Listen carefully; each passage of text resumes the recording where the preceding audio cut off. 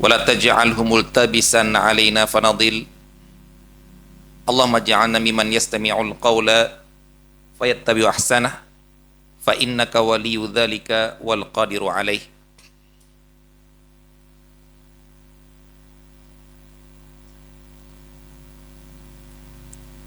Ikhwati fiddin wa akhwati fillah, rahimani wa rahimakumullah. Alhamdulillah, pada malam hari ini kita dapat melanjutkan kajian kita dalam pembahasan rangkaian fikih muamalah yang kita ambil dari kitab Al-Fiqhul Muyassar. Dan pembahasan kita telah sampai ke pembahasan salah satu jenis dari syarikah, yang mana telah kita sampaikan pada pertemuan yang lalu dua jenis yang awal, yaitu syirkatul mubah, yang kedua adalah syirkatul amlak. Sekarang kita masuk ke syirkatul uqud, syirkah dalam akad. Uqud ini adalah jamaknya akad.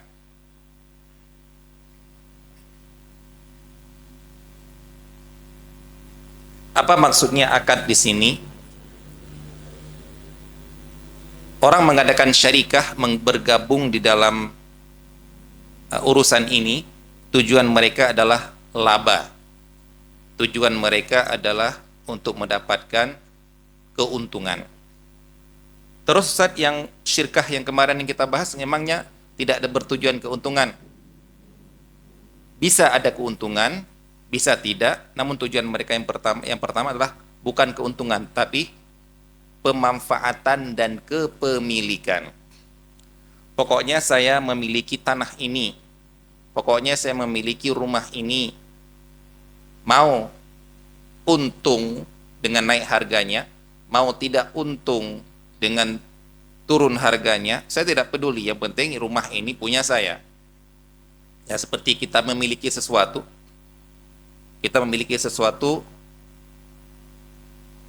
tidak kita pedulikan untung atau tidak, yang penting saya bisa memanfaatkan, yang penting saya bisa untuk memiliki. Namun yang untuk akad ini, tujuan utamanya adalah untuk meraih keuntungan. Makanya ketika nanti mereka bubar, benar-benar menjual seluruhnya, yang penting modal saya kembali dan ada keuntungan.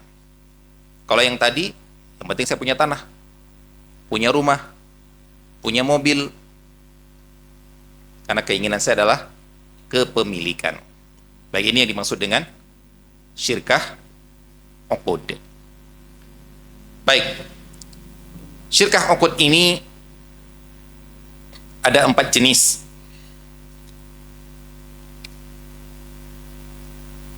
Yang pertama adalah yang dinamakan dengan syirkah ainan. Pakai ain yang pertama, pakai ain di awalnya, bukan pakai putus lagi ya. Oh, Masya Allah, yaitu ainan. Syirkah ainan ini adalah gabungan dua orang, ya kita mengatakan di sini minimal 2 orang dinamakan syarikah ya. Boleh 3, boleh 4, yang penting 2 orang. Kalau 1 orang dinamakan ya bisnis pribadi.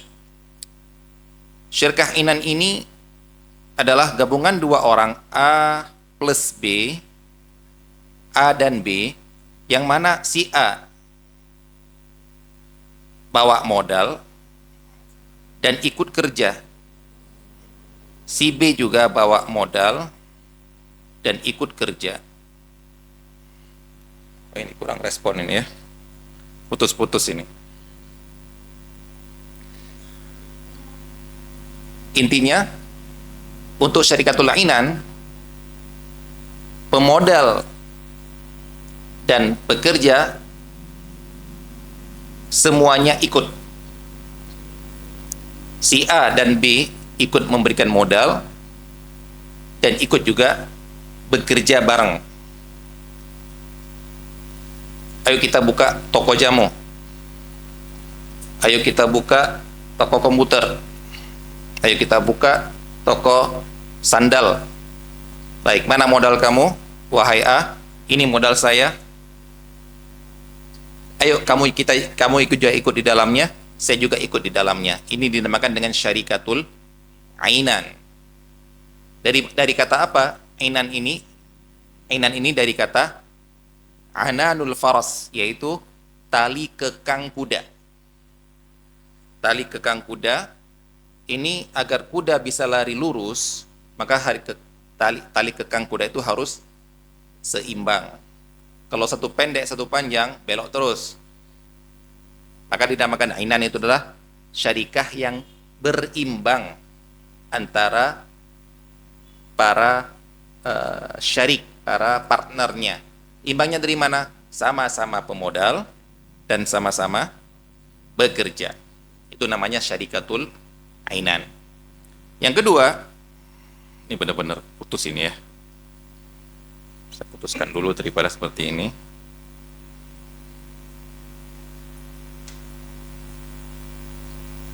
Yang kedua adalah syirkah mudharabah. Syirkah mudharabah ini, yang satu, kita mengatakan ini A dan B ya. Ini bukan hanya satu orang, tapi kita katakan satu pihak. Kayak tadi A dan B, bukan hanya satu orang, bisa banyak orang, pihak kita katakan. Yang kedua, syarikatul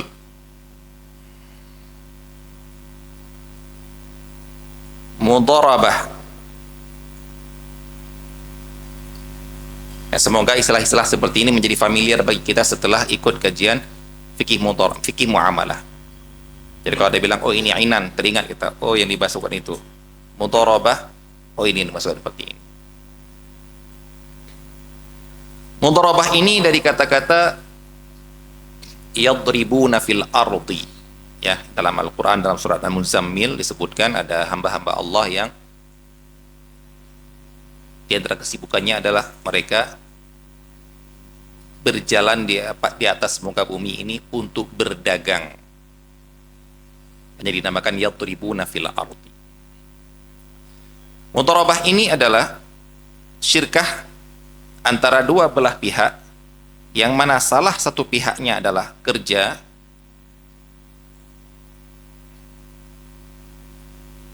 atau modal, ya ada modal ya, plus B kerja.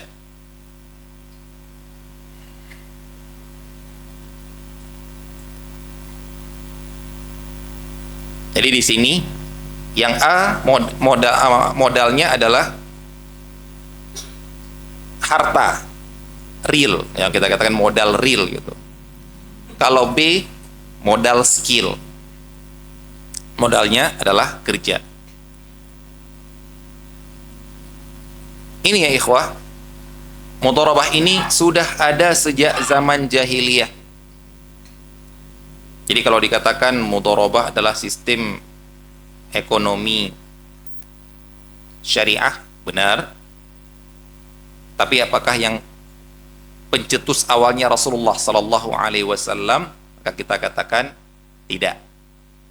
Ini adalah bentuk muamalah yang diikrar ataupun yang ditakrir oleh Rasulullah Sallallahu Alaihi Wasallam, yang diakui keabsahannya di dalam Islam. Seperti yang telah kita lewatin adalah salam.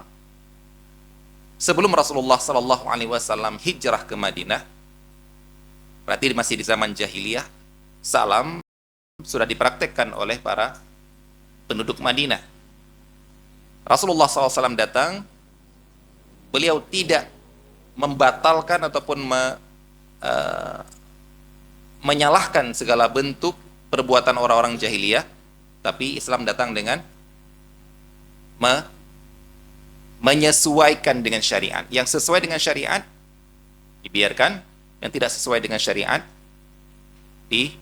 dibatalkan.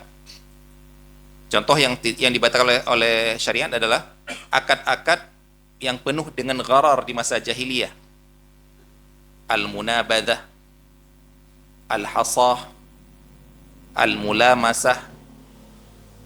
Itu di zaman jahiliyah mereka lakukan jual beli seperti itu, yaitu dengan cara yuk lempar batu, hampir lempar batu, jatuh ke mana, jatuh ke pakaian yang mana, jatuh ke benda yang mana, itu kamu ambil dengan harga sekian. Maka kalau jatuh yang kejelek ya rugi, jatuh yang bagus ya untung. Mula masa jual beli yang hanya sekedar dengan sentuh aja, sentuh aja. Apa yang kamu sentuh itu yang menjadi milik kamu dengan harga sekian. Ini gharar. Dipraktekkan oleh mereka dan dilarang dalam syariat Islam. Tapi yang masih tepat, masih yang mubah, tidak ada kezaliman di dalamnya, tidak ada keghararan, tidak ada kejahilan di dalamnya, maka itu diizinkan oleh syariah. Nah, mudharabah ini salah satunya. Dan kita tahu yang dipraktekkan oleh Rasulullah sallallahu alaihi wasallam sebelum beliau menikah ataupun sebelum beliau diutus menjadi nabi, beliau berdagang ke negeri Syam. Modalnya siapa? Khadijah, afwan. Khadijah radhiyallahu taala anha. Ini beliau. Rombongan-rombongan yang lain yang bersama dengan Rasulullah juga berdagang. Modal apa? Membawa modalnya punya siapa? Punya penduduk Mekah. Jadi beliau nggak bawa apa-apa, saya nggak punya harta. Saya cuma membawa hartanya si fulan, contohnya Khadijah. Saya bawa ke Syam, di Syam lah kemudian saya puter uang ini. Saya jual, saya beli barang, saya jual lagi, saya beli barang, saya jual lagi, saya beli, jual lagi. Yang namanya memutar barang itu. Kemudian begitu sudah laku semua, kemudian beli kebutuhan-kebutuhan yang dipesan untuk di Mekah, maka beliau pulang dengan membawakan modal kembali dengan keuntungan sertanya. Ini yang dilakukan oleh masa jahiliyah, itu masa sebelum Islam. Maka kalau ditanya, bapak-bapak dan ibu-ibu ditanya misalnya, apa penghasilan Rasulullah Sallallahu Alaihi Wasallam setelah diangkat menjadi nabi? Apa kira-kira? Kalau sebelum jadi nabi kan beliau berdagang. Setelah jadi nabi, apakah beliau masih berbisnis berdagang? Kalau jual beli pasti ada, semua orang butuh kebutuhan sehari-hari pasti jual beli. Tapi apakah Rasulullah masih berprofesi sebagai pedagang setelah beliau diutus menjadi nabi? Gimana kira-kira? Dari manakah kebutuhan, di manakah kebutuhan sehari-hari beliau ataupun uang untuk kebutuhan sehari-hari beliau dapatkan ketika sudah diangkat menjadi nabi? Ini maksudnya adalah Anda pernah mendapatkan judul kajian berdagang ala Rasulullah. Itu Anda bingung. Berdagang ala Rasulullah. Pertanyaan pertama, apakah Rasulullah masih berdagang? Ya? Apakah beliau masih berdagang setelah diutus menjadi nabi? Masih sibuk, ayo kita ke Syam, jualan lagi gitu. Kan ke Syam itu bukan satu hari, Pak. Ya, berbulan-bulan di sana. Makanya dinamakan mereka rihlatas syita'i was saif, budaya orang-orang Arab jahiliyah, orang-orang Mekah. Apa itu? Mereka punya, Anda lupa, apakah musim panas ke Yaman atau ke Romawi, ke Syam, atau musim dinginnya? Pokoknya maka musim dingin mereka rihlah ke sini untuk dagang, musim panas ke sini. Makanya dinamakan rihlatas syita'i was saif. Berarti apa? Ya bukan satu bulan toh. Ya kalau kita katakan ya kira-kira 3 bulan namanya, dalam setahun ada 4 musim. Seperti ini. Nah kalau Rasulullah ketika jadi nabi masih dagang seperti ini, berarti jadi terkadang panitia itu ngasih judulnya itu bombastis memang. Tapi ternyata nggak ada kejadiannya. Ternyata ketika kita lihat ustadz yang membahas masalah ini, cara berdagang Nabi sebelum dia akan menjadi Nabi. Lah kalau sebelum dia akan menjadi Nabi kan, ya bukan sunnah. Jadi bukan sunnah yang kita contoh. Tapi bisnis seseorang kita contoh. Dan kalau bisnis seseorang itu ya bisa kita contoh bahkan orang-orang awam, bahkan orang kafir bisa kita contoh bisnisnya. Jadi terkadang judulnya bombastis. Akhirnya anak yang ketika disuruh kajian seperti itu, anak carilah beberapa contoh dalil yang disebut oleh Rasulullah dalam perdagangan. Ataupun contoh praktek Rasulullah ketika berdagang, ketika berjualan, ketika menjual, ketika membeli. Nah, barulah di situ. Tapi kalau Rasulullah berdagang seperti ini, beliau modalnya seperti ini, dagang seperti ini, dimurahkan seperti ini, mana dalilnya? Gak ada. Persis seperti judul kajian tentang misalnya ya, anak-anak juga belum dapat, tapi terkadang ada yang mengatakan metode Rasulullah menghadapi anak nakal. Gimana kira-kira? Ada nggak? Ada nggak hadis kalau ada Masya Allah sami'na wa ta'na itu?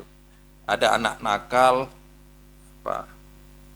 mukulin anak orang, di masjid pelorotin sarung para jamaah misalnya gitu kan.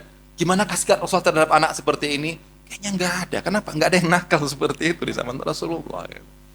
Tapi kita terkadang selalu mengatakan metode Rasulullah. Padahal ini urusan ijtihadiyah. Ijtihadiyah itu adalah sesuatu yang boleh kamu berinisiatif, mengambil keputusan. Karena tidak ada dalil khusus dalam masalah seperti ini. Baik, ini adalah mudharabah. Makanya ketika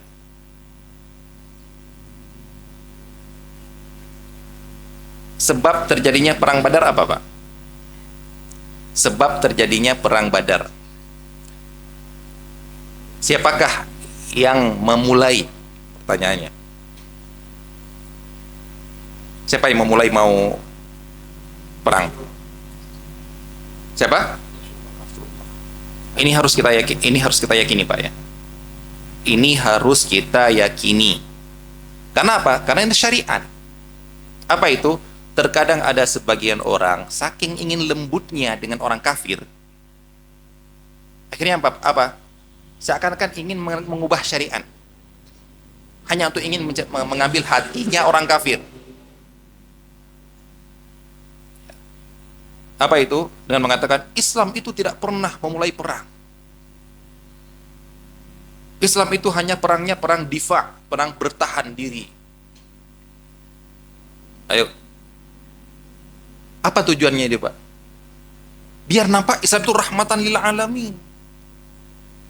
Kita nggak pernah memulai kita loh. Terus ngapain Rasulullah ke Tabuk? Ngapain Rasulullah ke Tabuk sana? Terus ngapain sahabat sampai menyeberangi ke Andalus? Ayo ngapain? Kenapa nggak di Madinah aja kita? Kalau diserang nanti di Madinah aja kita. Kalau diserang nanti kita bela diri. Kita nggak usah harus ke Persia. Perang Persia itu apa, Pak? Perang Persia itu nggak sampai ke Persianya, tapi sudah di depan, Pak, di pintu gerbangnya Al-Qadisiyah itu, Masya Allah, peperangan yang sangat terkenal ya. Karena dijanjikan oleh Rasulullah Sallallahu Alaihi Wasallam, kemenangannya sudah dijanjikan. Itu panglima perang mereka, Rustum namanya, bernegosiasi dulu. Kan namanya perang itu kan nggak langsung mereka datang rombongan sini di depan negeri, ini dagang segini. Maka ketemulah Rustum waktu itu menyuruh panglima kaum muslimin, Sa'ad bin Abi Waqqas. Dia minta utuskan kepada kami salah seorang dari kalian untuk kita negosiasi, kita bicarakan. Yang diutus oleh yang datang bukan Sa'ad bin Abi Waqqas. Sama Nabi Waqqas tahu ya, salah satu sahabat Allah yang mulia yang dijanjikan masuk surga. Yang diutus siapa? Rabi'ah bin Amir. Ya orang biasa. Ketika dia datang, Rustum sudah menyiapkan di kemahnya dengan segala bentuk perhiasan, permadani, dengan sutra. Karena tahu ini orang Arab, orang miskin-miskin ini. Kenapa? Karena di zaman dulu Arab itu tidak menjadi perhitungannya Romawi dan Persia. Dua negara adidaya ini perang, merebut kekuasaan. Arab nggak diperhitungkan. Karena ini daerah miskin, tandus, ya. Ini kok tiba-tiba datang ke kami nih? Kan dia katakan, panggil, mau ditujukan kemewahan kami, datang Rib'i Ibn Amir di depan pintu kemah besar itu untuk panglimanya. Dia minta izin, saya mau masuk. Kalau masuk turun dari kuda. Enggak, saya masuk ini katanya. Orang Baduy dilawan ya. Ya kalau kamu masuk, lepaskan pedang-pedang senjata dulu. Enggak, saya diundang loh, bukan datang. Saya diundang. Kalau kamu mau saya masuk seperti ini, saya masuk. Kalau enggak, saya pulang. Kalau beda kalau saya datang yang minta izin. Permisi, gitu ya. Ini enggak, saya mau diundang ini. Pengawalnya sudah menghitung ini, kata Rustum. Masuk. Dia masuk, ambil tombak, ditusuk di kasur dan bantal yang penuh dengan sutra yang lembut. Klok. Diikat kuda di situ. Dan santai aja dia. Enggak ada. Gitu. Rustum gimana? Dia duduk di atas dipan emas. Bukan baju, bukan emas kecil-kecil, enggak, dipan emas, enggak. Tujuannya apa? Ingin merendahkan kalian. Ternyata Rib'i Ibn Amir datang dengan iman, bukan dengan keinginan harta. Santai dia seperti aja ini. Rasul nanya, apa tujuan kalian ke sini? Karena nggak dibayangkan oleh Persia, dikiranya ini orang Arab perang sesama. Madinah perang sama Mekah. Selesai. Kok ini tiba-tiba datang ke kami? Maja abikum. Kalian datang ini ngapain? Kata Rib'i Ibn Amir, Allah yang mengutus kami ke sini untuk membebaskan manusia dari penyembahan kepada makhluk menjadi menyembah kepada Allah saja. Selesai. Ini tujuan kami. Terus kalian minta kami apa? 3. Masuk Islam? Kalau enggak, bayar jizyah atau kita perang. Oke, kasih waktu 1 bulan ya, kita musyawarahkan ya. 3 hari. Masya Allah, Pak. Itu terjadi negosiasi seperti itu. Tapi tanya, kamu ini pemimpin mereka ya? Pemimpin kaum itu ya? Enggak, saya biasa-biasa saja kok. Saya cuma diutus oleh pemimpin. Loh, kok kamu yang diutus? Lah, kami ini semuanya sama. Masya Allah, Pak. Iman, Pak. Sudah banyak kisah di depan kita bagaimana kaum muslimin datang dengan pasukan ke negara-negara yang kemudian terjadi perang di Syam, perang di Persia, ke Andalusia, ke Mesir. Loh, tiba-tiba ada orang bilang, Islam itu tidak pernah menyerang, itu cuma bertahan. Memang benar, ke Indonesia tidak perang, benar. Tapi kan ada negara-negara lain yang berhasil dikuasai dengan perang. Tolonglah, kalau kita berdakwah, sampaikan apa adanya yang diridhoi oleh Allah. Jangan mengharap ridho orang kafir, namun kemudian mengubah syariat Allah Subhanahu wa ta'ala. Ketika perang Badar, datang berita ke Rasulullah sallallahu alaihi wasallam bahwa ini rombongan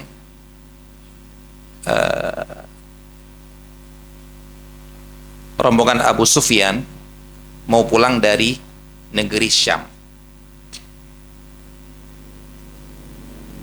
ke Mekah lewat pesisir.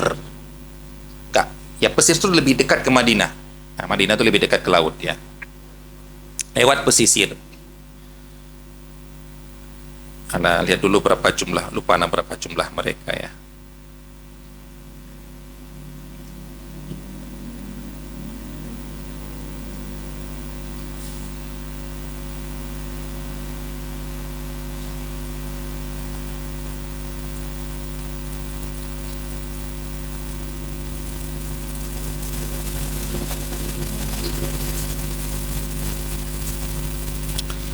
Kafilah tersebut, kafilahnya Abu Sufyan, itu membawa harta tidak kurang dari 50.000 dinar.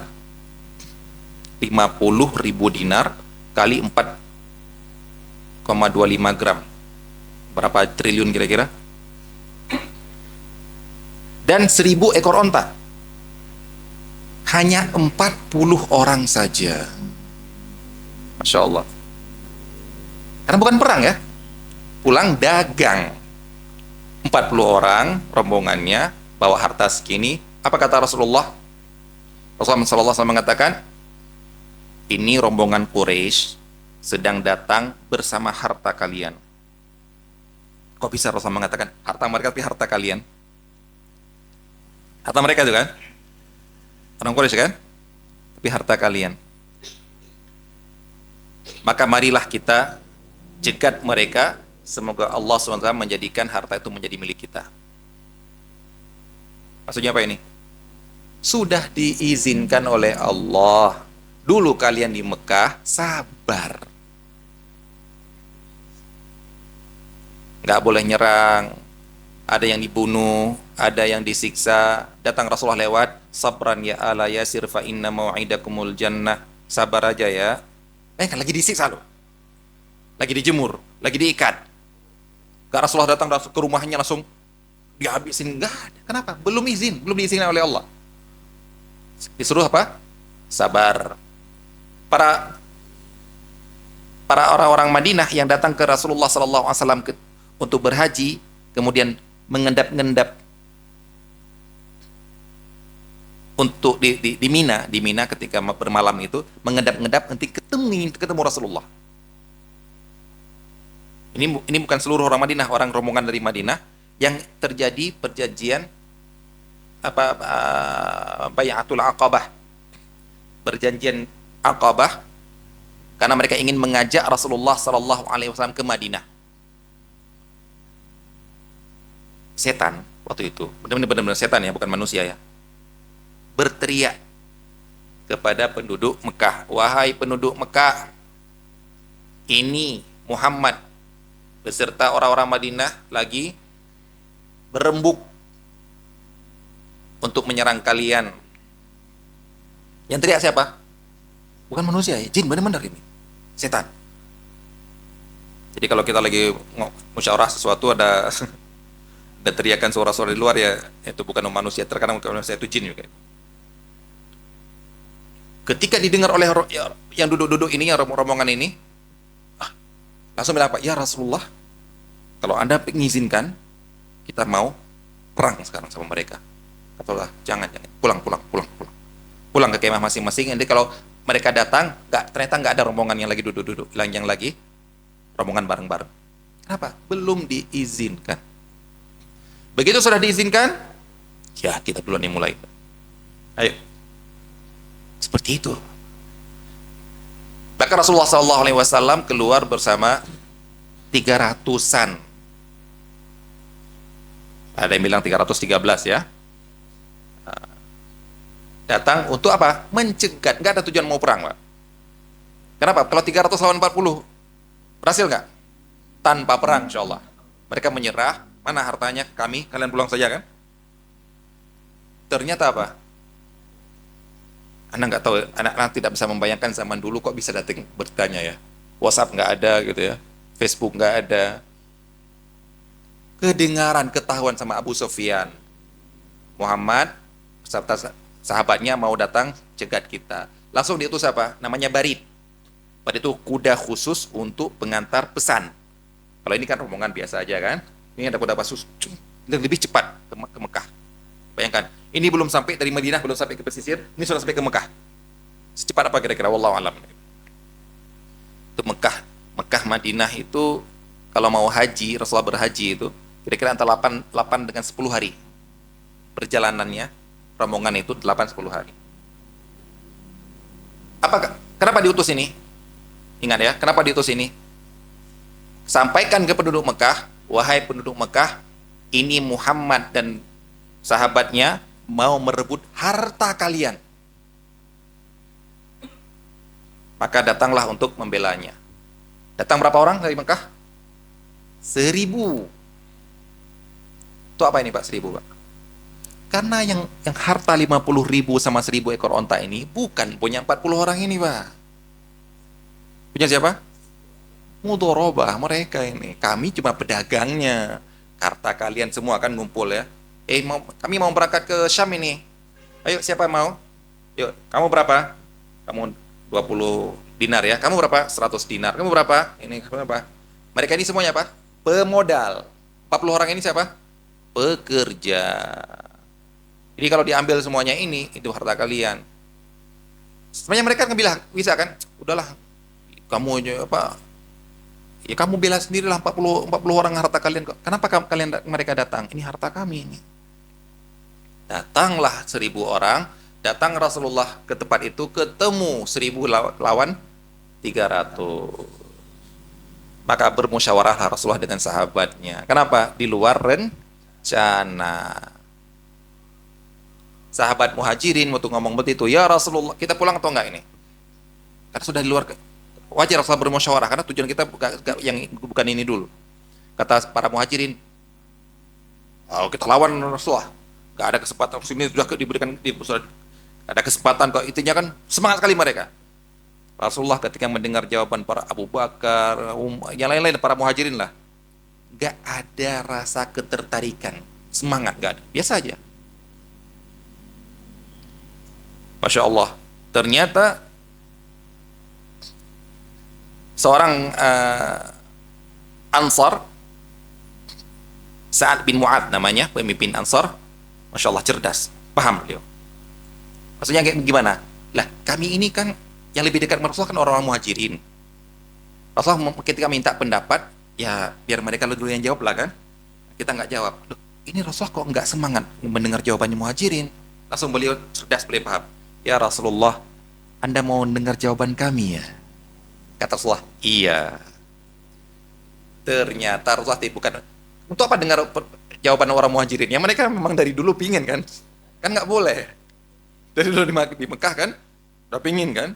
Pingin bela diri, pingin nyerang, kan nggak boleh. Lah sekarang kesempatan sudah dibolehkan kan? Apa ini? Jadi, dan mereka semangat gara-gara apa? Kami dulu di Makkah dibantai, kami mau hijrah, harta nggak boleh kami bawakan, ya kan? Ansor kan nggak ada apa-apa Ansor. Maka kata beliau, ya Rasulullah, Anda ingin mendengar jawaban kami ya? Ya Rasulullah, kami tidak akan mengatakan seperti perkataan Bani Israel kepada Musa alaihissalam. Apa jawaban Bani Israel ketika diajak Musa itu berjihad? Idhab anta wa rabbuka faqatila innaha huna qa'idun. Saking kurang ajarnya mereka. Sama Nabi mereka begitu. Dia kata, ketika diajak kan, Musa, berangkat aja kamu sama Tuhanmu, kami biar duduk di sini aja, kalau sudah menang bilang ya katanya. Jadi kami tidak akan mengatakan gitu ya Rasulullah. Tapi kami mengatakan, perintahkan kami ya Rasulullah untuk masuk ke, kalau Anda perintahkan untuk masuk ke laut ini, kami masuk. Maka Rasulullah pun ketika mendengar itu bergembira, senang. Kenapa? Seandainya orang Ansor bilang, ya Rasulullah kita pulang. Ini bukan rencana kita pulang. Maka Rasulullah apa? Tidak akan mengatakan orang Ansor pengecut. Tidak akan mengatakan orang Ansor ini, tidak akan melecehkan mereka, apa menghinakan mereka. Kenapa? Karena ketika di Mekah dulu, di perang di Bai'ah Aqabah, perjanjian Aqabah, mereka sudah sepakat apa? Berbaiat, jagalah aku nanti di Madinah. Ketika mereka mengajak ke Madinah, di antara perjanjian adalah jagalah aku di Madinah nanti seperti kalian menjaga anak-anak dan istri kalian. Di mana, Pak? Madinah. Ini sudah di luar Madinah. Seandainya orang Ansor bilang, ya Rasulullah, maaf ya Rasulullah ya, janji kami dulu melindungi Anda di Madinah. Kalau di luar Madinah kami nggak sanggup ya Rasulullah ya, kita pulang aja ya. Boleh nggak? Boleh. Itu hanya perjanjian. Tapi Sa'ad bin Mu'ad menjawab bukan dengan perjanjian, tapi dengan iman. Maka ketika Bai'ah Aqabah, perjanjian Aqabah di Madinah, di Mekah, untuk melindungi Rasulullah di Madinah ketika diajak ke Mekah, ketika dibilang, kalian mau nggak perjanjiannya melindungi aku nanti di Madinah, kalau saya mau hijrah ke Madinah, seperti kalian melindungi anak-anak dan istri kalian. Apa jawaban mereka? Ya Rasulullah, kami akan melindungi Anda seperti kami melindungi sarung kami. Enggak seperti pertanyaan Rasulullah, dijawab lebih. Apa maksudnya? Karena di mereka dulu, orang-orang Arab, walaupun masa jahiliyah dulu, lebih baik mati daripada terbuka aurat. Terbuka aurat malu. Kalau mati, bangga. Mati sambil berperang, bangga paling. Tapi kalau terbuka aurat, malu. Jadi, ya Rasulullah, kami akan melindungi Anda seperti kami melindungi sarung kami, aurat kami maksudnya. Lebih lagi kan? Masya Allah. Jadi intinya di sini apa? Mudharabah itu adalah pemodal sama pekerja. Pemodal boleh banyak, makanya Anda katakan pihak A, B. Bukan hanya satu, dua. Ya. Satu pemodal, satu pekerja. Yang ketiga, syirkah abdan.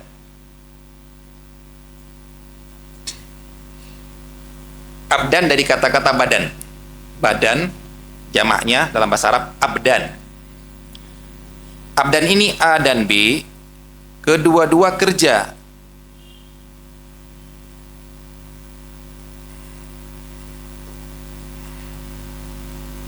Ya, muncul ya. A dan B, kedua-dua kerja. Tidak ada modal yang mereka putar. Benar-benar yang mereka jual adalah tenaga, skill. Yang mereka jual adalah kerja, jasa. Ini persis seperti orang misalnya, orang yang rombongan mau cari kerja menjadi tukang.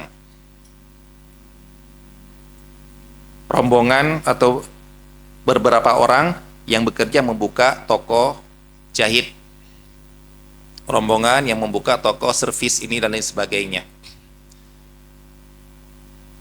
Maka yang mereka dapat dari konsumen adalah benar-benar upah dari kerja mereka. Tidak ada jual-jualnya, nggak ada di situ. Baik. Berarti di sini tidak ada modal dari mereka. Murni badan tok. Yang ketiga, yang keempat, syarikatul wujuh.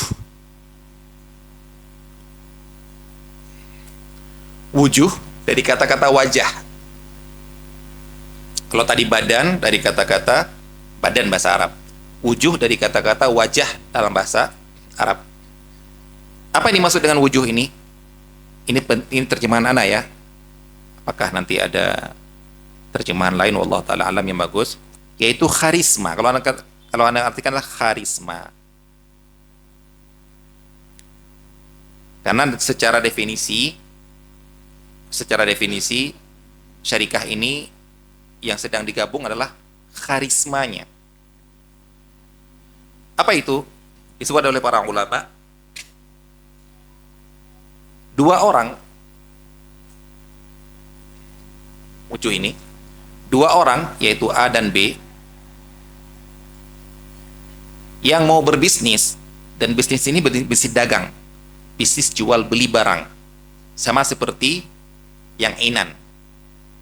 Bedanya adalah A dan B tidak bawa modal apa-apa, nggak punya modal apa-apa, tapi mereka berdua datang ke toko grosir ataupun datang ke pabrik untuk ngambil barang secara kredit, tidak memiliki modal apa-apa dulu, tidak memberikan uang apa-apa.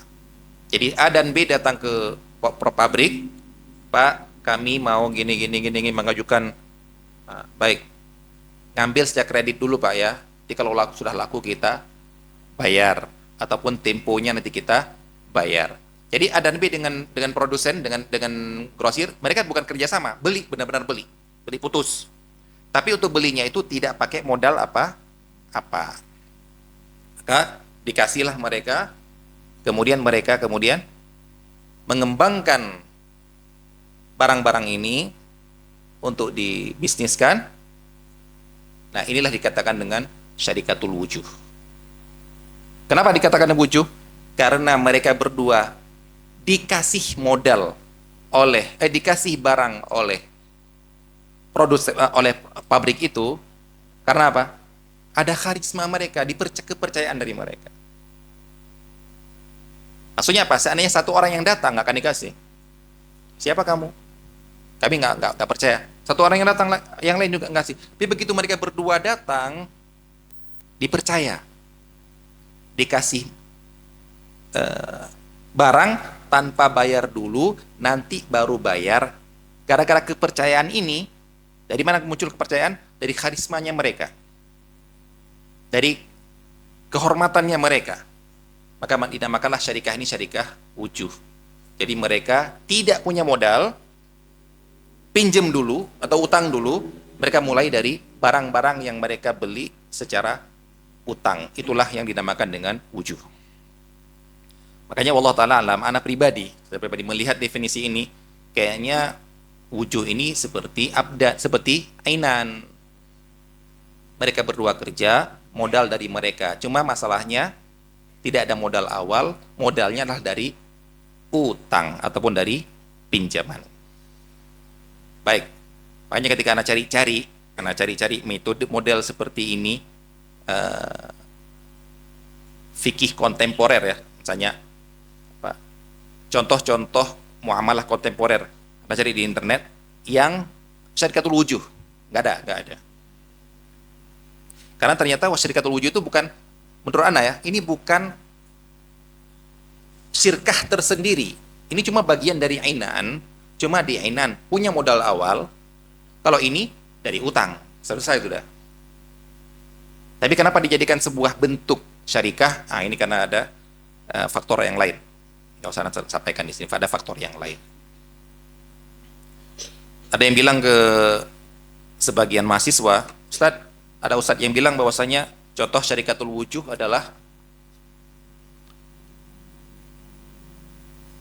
agen travel, katanya. Nah bilang enggak, itu bukan syarikah itu. Kenapa? Itu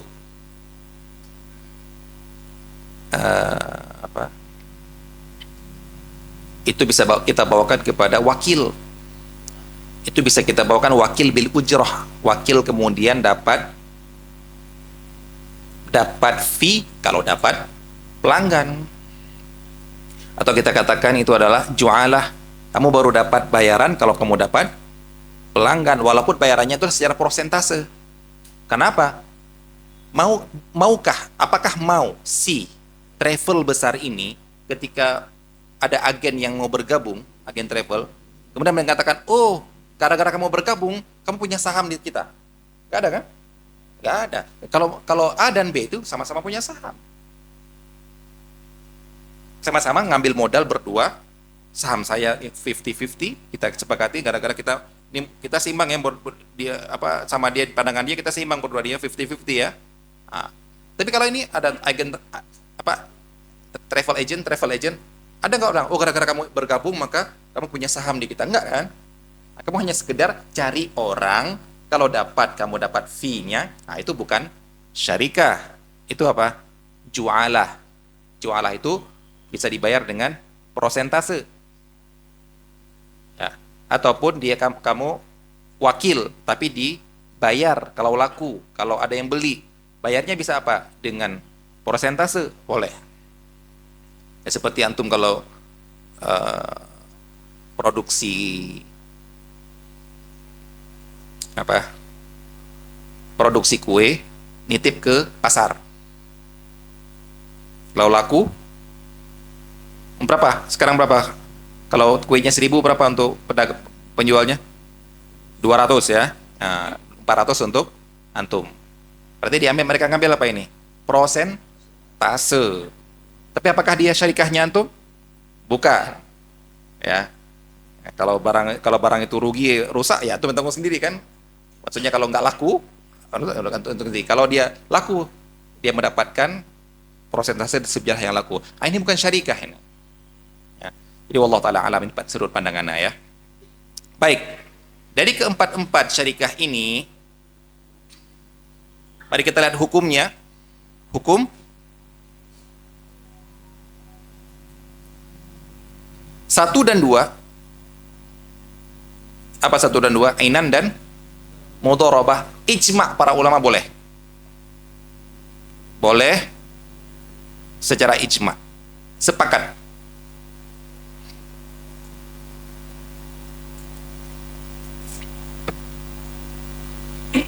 Yang 2 dan 3 khilaf.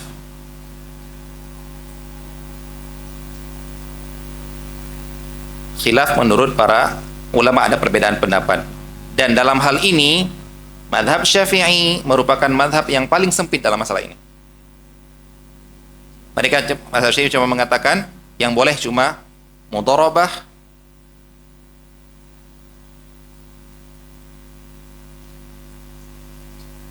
yang boleh cuma ainan sama mudharabah saja.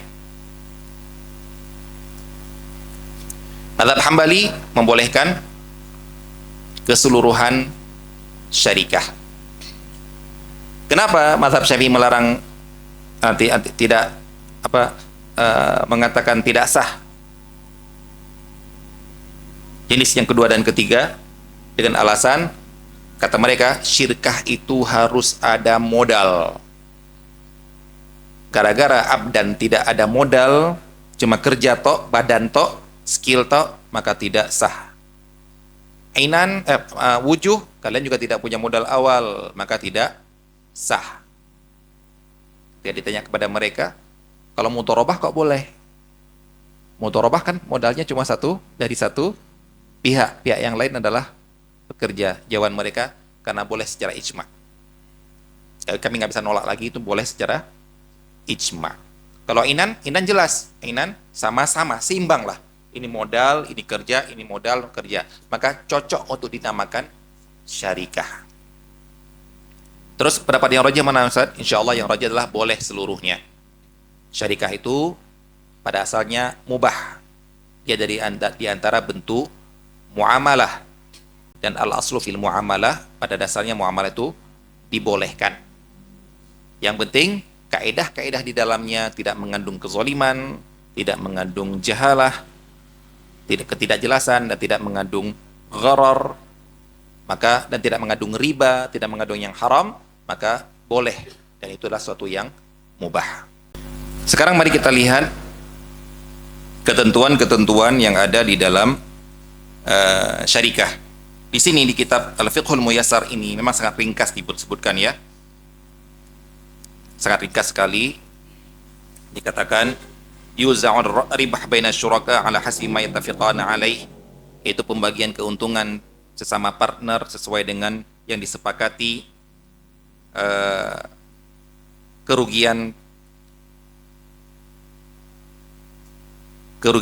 berdasarkan prosentase harta mereka, kecuali di dalam mudharabah. Ini intinya di sini sangat global. Maka di sini kita ingin memperincinya insyaallah, ketentuan-ketentuan umum di dalam syarikah, kemudian baru kita fokuskan nanti pembahasan di mudharabahnya. Baik, ketentuan umum dalam syarikah adalah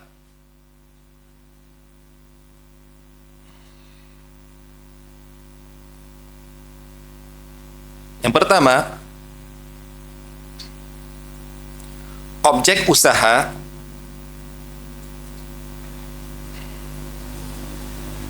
haruslah yang mubah.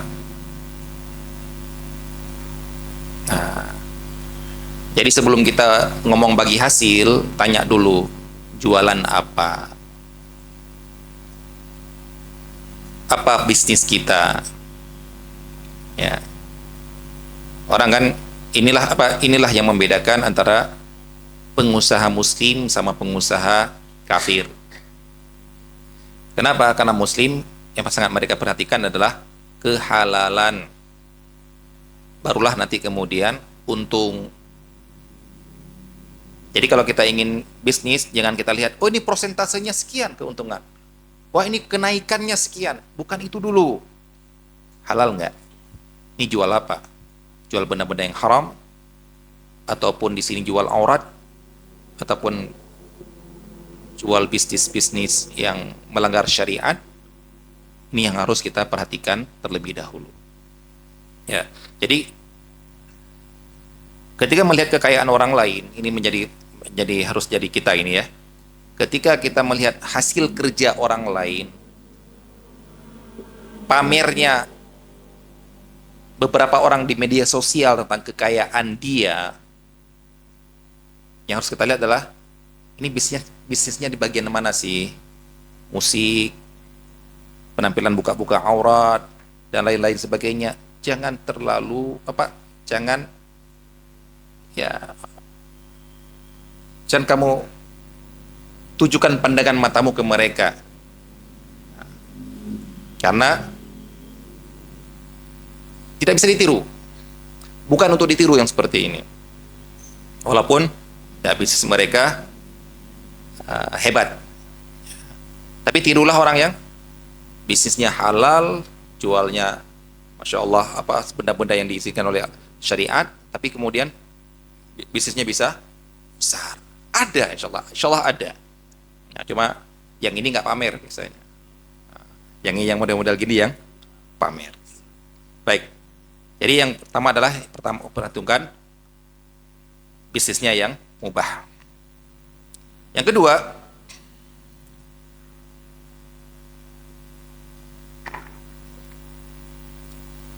untuk modal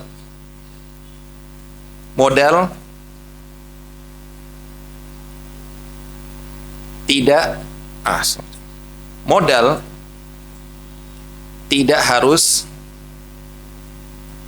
tidak harus sama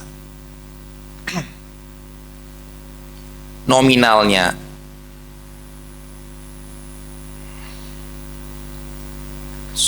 Putus lagi ya, biarin aja lagi. Untuk modal tidak harus sama nominalnya. Maksudnya apa? Seandainya kita ngomong yang syarikatul ainan tadi ya, A dan B. A modalnya 70 juta, B modalnya 30 juta. Boleh jadi dinamakan syarikah? Boleh. Maksudnya adalah tidak mesti harus yang dinamakan syarikah itu adalah kalau kamu 100, saya 100. Kamu 50, saya 50. Tidak perlu. Yang jelas kamu harus tahu prosentase dari modal kamu masing-masing berapa. Kenapa nanti harus tahu prosentasenya? Karena nanti ada ketentuan dalam masalah kerugian, ditanggung sesuai dengan prosentase. Baik, yang jelas di sini tidak harus sama, namun diketahui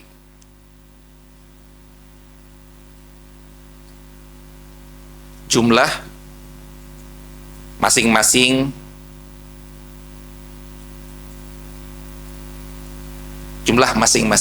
pemberi modalnya untuk diketahui persentase.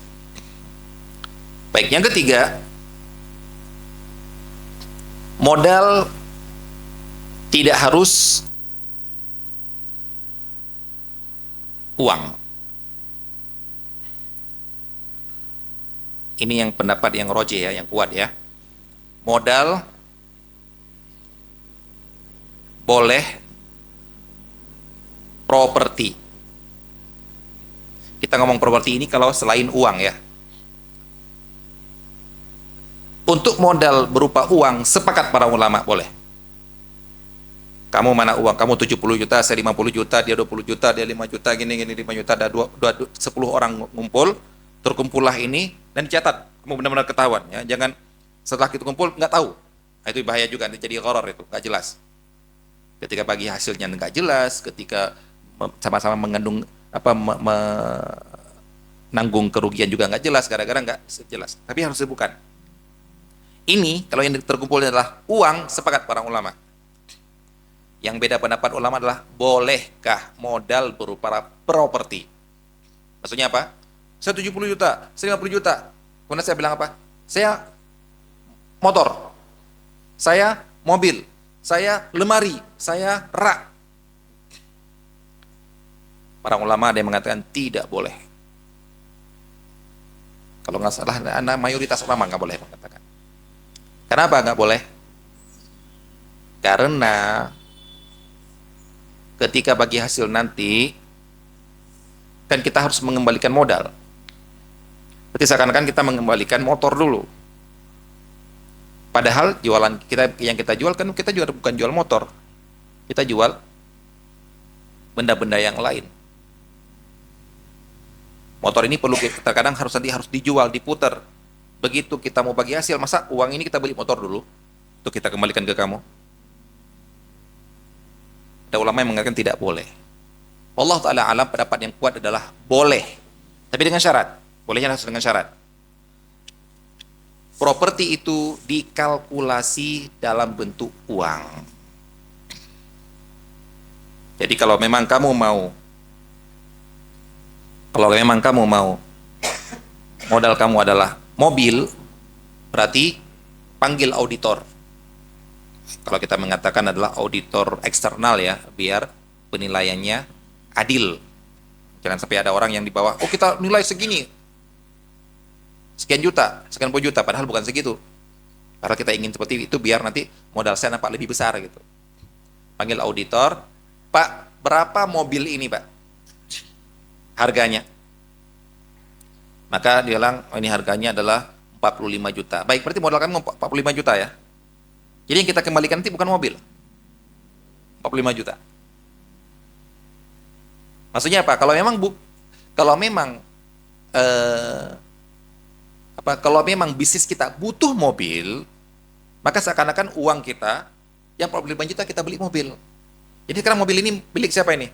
Bukan milik dia lagi, tapi milik syarikah dengan modal 45 juta dari salah satu orang. Jadi jangan kamu bilang, oh ini mobil saya. Enggak lagi nih. Ini punya syarikah yang kita beli dengan 45 juta. 45 juta dari uang, salah satu dari uang kita bersama. 45 juta kita beli ini. Itu namanya baru boleh. Rak. Karena bisnis kita butuh rak kan? Nah, kamu kasih rak. Ya, berapa rak ini? Itu namanya, itu ada yang mengatakan boleh seperti itu, dan insya Allah ini pendapat yang kuat. Baik. Zaman dahulu, ini perhatikan lagi, zaman dahulu para ulama ketika mengatakan boleh modal syarikah berupa dinar dan dirham. Tidak boleh urud. Urud itu properti. Anda katakan tadi ya.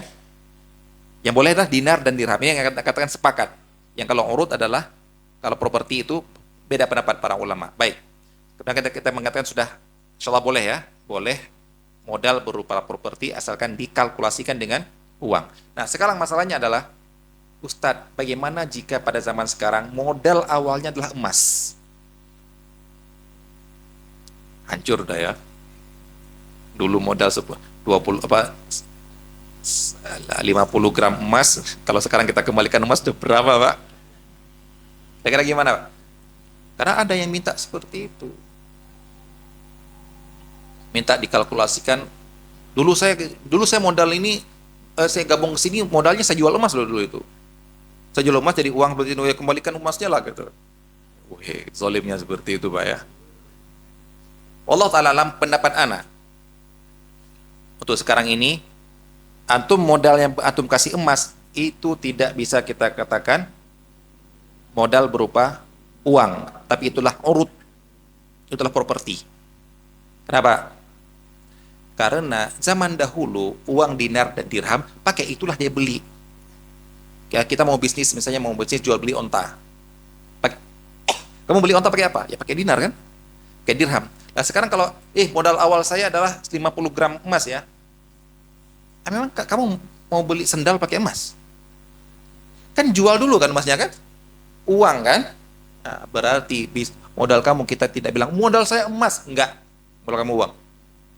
Kenapa? Karena zaman sekarang uang inilah kita pakai untuk diputer. Zaman dulu uangnya adalah emas dan dinar dan dirham, emas dan perak. Zaman sekarang uang adalah uang fiat, uang kartal. Cuma modal kamu berarti nggak boleh. Oh modal saya emas ya. Dulu waktu awal-awal bisnis modalnya saya 100 gram emas. Wah sudah putar sekarang. Waduh. Berarti kalau kita mau kembalikan, beli emas dulu, untuk kembalikan emas ke dia kan? Habis lah modal. Ya, Allah Ta'ala pandangan ana, emas ataupun perak itu bukan uang untuk dijadikan modal ya. Tapi karena apa? Karena beli sekarang bukan pakai emas dan perak. Jadi hitunglah dengan dikalkulasikan dulu. Baik.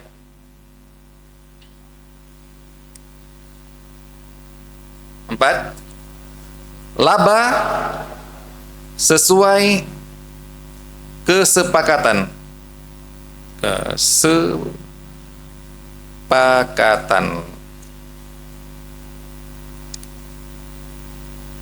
Rugi sesuai modal.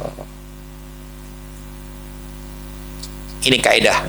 Insyaallah pendapat yang rajih, karena ada pendapat mengatakan enggak. Untung dan rugi sesuai dengan modal. Maksudnya apa? Kamu 70%. Ini kayak inan, kita contohkan yang inan. Yang sering para ulama mencontohkan ketentuan ini di inan.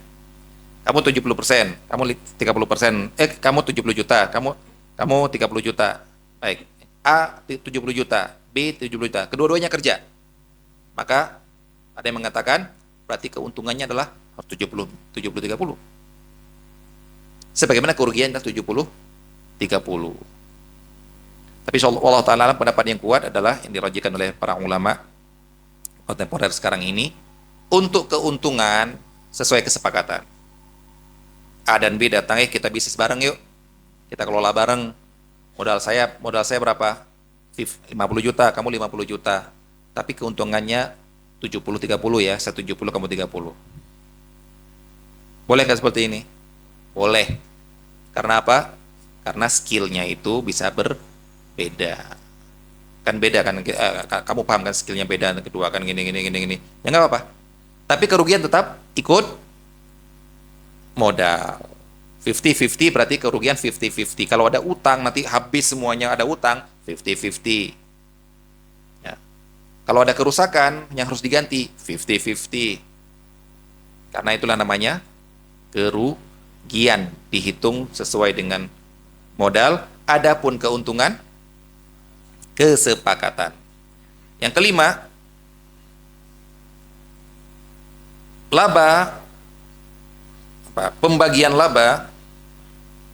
Katakan pembagian ya. Pembagian laba secara prosentase. Maksudnya apa? Tidak boleh nominal. Tidak boleh nanti ketika ketika nanti tutup buku, pokoknya saya dapat 20 juta ya, sisanya untuk kamu. Nggak boleh seperti itu. Karena akan ada yang terzolimi. Jadi siapa tahu keuntungannya adalah 30 juta. Siapa tahu keuntungannya cuma 21 juta. Tapi yang boleh adalah keuntungannya adalah 70, 30, 40, 60, 50, terserah kesepakatan tadi. Tapi kesepakatannya harus sesuai dengan modal, dengan prosentase.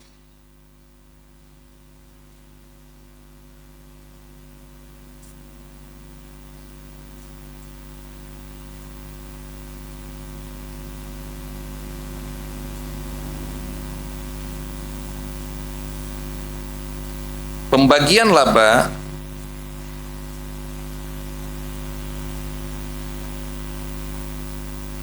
seimbang, maksudnya seimbang di sini adalah tidak boleh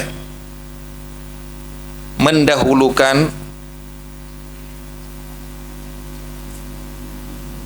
salah satu. Kalau ada laba, kita kasihkan ke orang ini dulu ya. Nanti sisanya baru kita bagi persentase ke kita ya. Persentase juga, tapi didahulukan ada beberapa orang. Tidak boleh. Baik dia modalnya 200 juta, saya cuma 2.000 rupiah, tetap sama. Pembagiannya tetap nggak mereka dulu ya. Nanti sisanya baru ke kamu, nggak. Tetap hitung-hitungnya apa istilahnya itu. Masukkan berapa persentase, walaupun kamu dapat 0, sekian persen gitu, tetap kamu ada hitung-hitungan. Walaupun kamu modalnya cuma satu saham ataupun cuma 200.000 rupiah, tetap ada perhitungannya untuk kamu. Nggak boleh ada yang terzolimi gara-gara kita sama-sama syarikah. Bedanya cuma apa? Bedanya cuma keuntungan kamu memang lebih banyak persentasenya kecil, tapi untuk mendahulukan tidak boleh, harus sama. Baik. Kemudian yang ketujuh, Dhaman, apa itu dhaman? Tanggung jawab. Tanggung jawab itu apa? Kalau ada kerugian berarti. Baik, dhaman diserahkan kepada pemilik modal.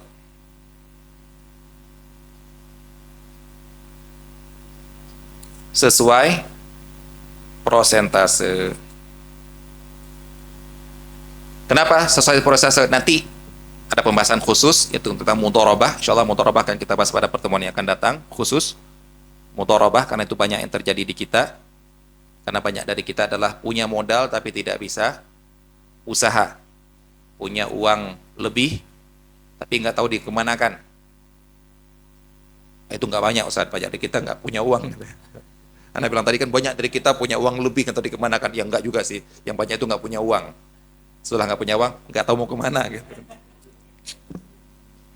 Kenapa?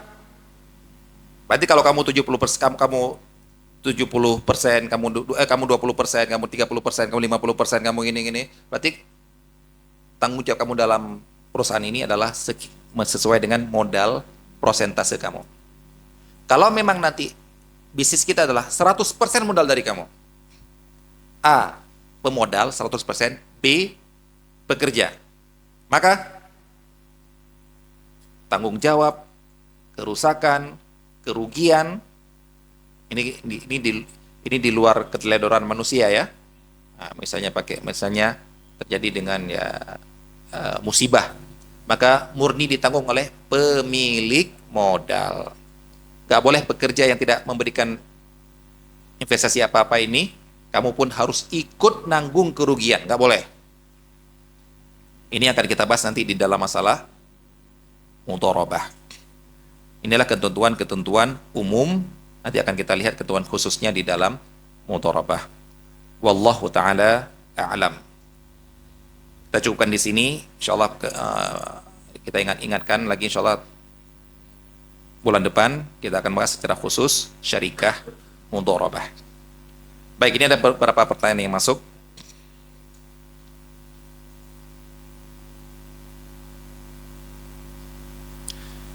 Bagaimana jika perusahaan mengajak tokoh ataupun artis sebagai brand ambassador dengan janji mendapatkan saham dan fee?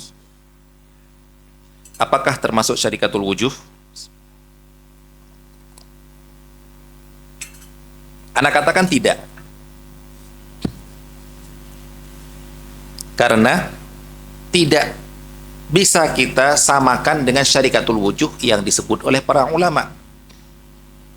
Wujuh oleh para ulama itu adalah untuk mendapatkan modal, untuk mendapatkan barang. Sedangkan Anda pakai brand ambassador berupa artis, tujuannya untuk apa? Biar laku. Modal tetap dari Anda kan? Anda sudah punya modal, sudah Anda jalankan, sudah berjalan. Cuma biar laku pakai brand ambassador. Apakah dia termasuk syarikatul wujuh? Anda katakan tidak. Dia cuma sebagai pengiklan, marketing, dapat fee-nya, fee marketing. Ini kita bicara di luar itu ya, di luar penampilannya, apakah aurat atau lain ya. Itu antum lebih tahu gitu ya. Kemudian dikatakan sini, mendapatkan saham. Kalau yang ada maksud adalah, Ana kasih kamu saham. Anda hadiahkanlah. Nah, seperti siapa itu? Yang punya Facebook. Mark ya, temennya disuruh bikin mural di kantornya dia, tawarin mau dibayar pakai uang, dibayar pakai uang atau pakai saham? Saham aja sekian 0,000 sekian persen lah gitu. Bayar pakai saham. Sekarang, oh, coba kalau dia bilang enggak pakai uang aja, ya, habis kan? Kalau saham ternyata, ini kalau dikasih saham seperti ini nggak apa-apa, tapi kalau saham kosong nggak boleh. Ya, saham kosong itu apa itu? Dia dapat pembagian keuntungan tanpa ada modal di situ. Itu tidak boleh. Ya. Itu karena itu di luar kaedah, apa istilahnya, di luar kaedah syarikah. Yang mendapatkan keuntungan dalam syarikah itu ya orang di dalamnya. Jangan orang lain kemudian dapat keuntungannya di dalam. Baik. Dalam Islam bagaimana cara syar'i antisipasi kepada pihak yang kerjasama hanya modal skill, tidak modal harta, agar ketika perusahaan berkembang dia tidak buka perusahaan sendiri dan meninggalkan perusahaan lama sehingga pemodal tidak dirugikan, cuma dijadikan batu loncatan. Masya Allah. Ini pertanyaannya yang nggak bisa anda jawab. Bagaimana dalam Islam? Masya Allah. Kalau anda tanya bagaimana dalam bisnis, gimana cara strategi bisnis, strategi marketing, strategi menguatkan perusahaan, coach banyak ya, jangan tanya ke anda ya. Coach banyak atau tanya bagaimana strateginya agar rahasia perusahaan dia tidak tahu, lebih tahu ini adalah dia cuma dagang saja. Tanya sama dia. Tapi kalau dalam Islam, bagaimana cara syar'i? Baik, ya itu seperti yang anda katakan tadi gitu ya. Metode Rasulullah dalam menangani anak nakal gitu ya. Metode Rasulullah dalam menangani apa? Dalam menangani pedagang-pedagang nakal. Dalam metode Rasulullah dalam menangani partner-partner bisnis yang merugikan partnernya yang lain. Ada nggak kira-kira?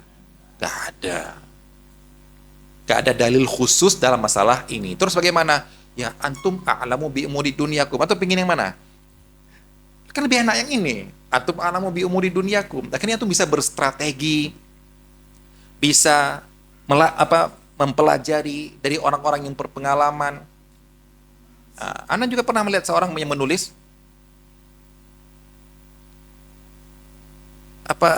peristiwa klasik.